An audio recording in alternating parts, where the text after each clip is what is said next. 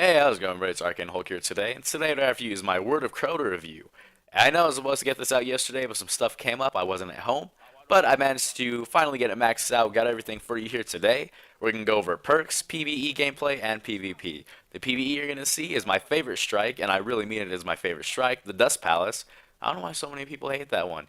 And the PvP gameplay you're going to be seeing is Shores of Time Rumble, where I do manage to use this gun to pull off a nice first place win.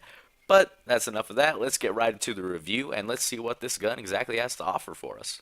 Now, Word of Crota is a legendary hand cannon that does void damage, high rate of fire, a little bit lower impacts. You can only get from killing Crota on hard mode, and now you can finally retire your old Atheon's epilogues, guys. I know even in Void Nightfalls they weren't too great, but now we have something that can finally replace it. As for what this weapon has to offer, it has basic sights. The sights just barely change your reload stability stats. Nothing too major, I wouldn't worry about it. It all comes down to personal preference and what color you like your reticle to be, blue or red. Zen moment causing damage increases your stability, so when you're pumping bullets downrange, it just gets, easier and easier to shoot. Speed reload, pretty self-explanatory, just reload faster. Hammer Forge, increased range and accuracy. This is my personal favorite, especially for PvP, and if you're challenging people from a bit of a distance. Explosive rounds, kind of, I don't know, I don't really care much for it. Phantom Gift, 3 precision kills, automatically grant 1 extra bullet to your magazine. And Hive Disruptor, increased damage to Hive Majors. Now, as for Phantom Gift, it seems kind of 50-50 when it works. Sometimes it does, sometimes it doesn't. You do have to get your 3 precision shots in a timely manner. You can't just do it with a great amount of time in between.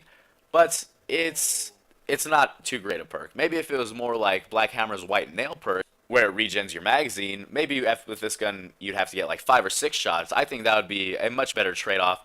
But, in my opinion, these perks are not too great. This is definitely no replacement for Fatebringer. Well, it is because it is a higher damage, but from one legendary hand cannon to the other, if they were both the same, Fatebringer would definitely come out on top. Yes, the gun looks more aesthetically pleasing, but the utility get from Fatebringer's Firefly perk, it's really leaps and bounds above this weapon. If they're both the same damage, I would definitely always choose Fatebringer.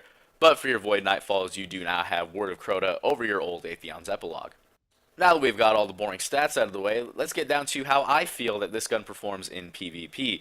Now, PvP with this gun, it's no last word. Yes, it does have a higher rate of fire than most hand cannons, but you can't pump out the shots quite as quickly. It doesn't have the damage like Hawkmoon, and it can't two-shot people like the Thorn can if you get 2 headshots. This is a minimum 3 headshot kill, and it can take you anywhere from 4 to 5 body shots depending on how much health your enemy has. This hand cannon, it's not very aggressive. You're going to want to play back a little bit. You're going to want to not generally rush around too much. You're going to want to mainly do zone control. You're going to want to sit in an area, patrol, and you're going to want to make sure you control the engagements you get into. It's not like where you can use a shotgun, you can run around, you can use last word, you can run around. This is definitely a more laid back weapon, and it requires precision, and it rewards your precision, especially if you can chain those shots together and take advantage of the ammo bonus that you get. That pretty much wraps up everything I have to say about this hand cannon when it comes to PvP. Just to recap, it is very average. You can get similar performance out of some blue hand cannons, some of the legendaries. The high rate of fire is nice. It is a little bit too niche, unless you have like super aim and you can just go boom, boom, boom, 3 headshots right away. It's pretty much wasted. You're not going to take full advantage of it at all in Crucible, especially with how rapidly enemies move around.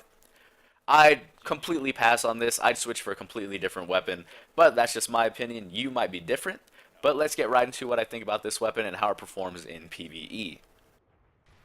As for PvE, this weapon is very forgettable. Now, the reason that is strictly because of the perks. Outside of the fact that it does void damage, this has almost no utility compared to some of the other weapons. It doesn't have the damage of Hawkmoon. It doesn't have something like Thorn, which is damage over time, which allows you to control enemy shields. It doesn't have the Fatebringer's Firefly perks. You can't quite clear out hordes of low-tier enemies very quickly.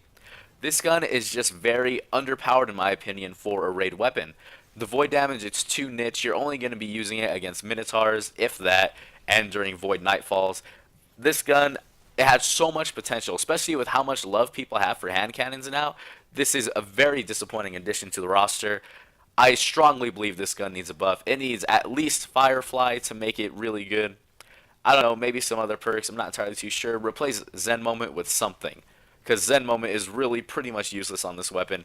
it has a high rate of fire, yes, but the rate of fire isn't quite high enough to where dealing a lot of damage in a row, increasing your stability, is really going to help you out too much. Now, I realize I am being very critical, maybe a bit overcritical, but that's just because hand cannons are my favorite weapons. And to see a raid hand cannon of all things get kind of, brushed aside, it's given lame perks that don't really help you, doesn't have much utility outside of anything, it's a little bit frustrating because, hand cannons take up 99% of my primary slot, Last Word for PvP, Thorn, Hawkmoon, and Fatebringer for PvE. I just wanted to see this weapon have much more utility, not just for Crota's End, but just in general, just for strikes, just for having fun. But like I said before, it is a bit of a disappointment. I'm sure some of you agree. I'm sure some of you don't really care. But that's going to be it for the review today, guys. I hope you enjoyed. If you did, please like, comment, subscribe, all that good stuff. I really appreciate the support. And it's crazy to think that less than a year ago, when I started my channel, I had 0 subscribers. Now I'm at over 100, which is absolutely ridiculous. You guys don't understand how thankful I am. It's absolutely amazing. And I just can't wait to bring you guys some more content. I'll see you again very, very soon. Tomorrow I should have the pulse rifle review out. And yeah, I hope you guys are really looking forward to that one. You might be surprised at what I have to say for it. Alright, see you again, guys. Thank you.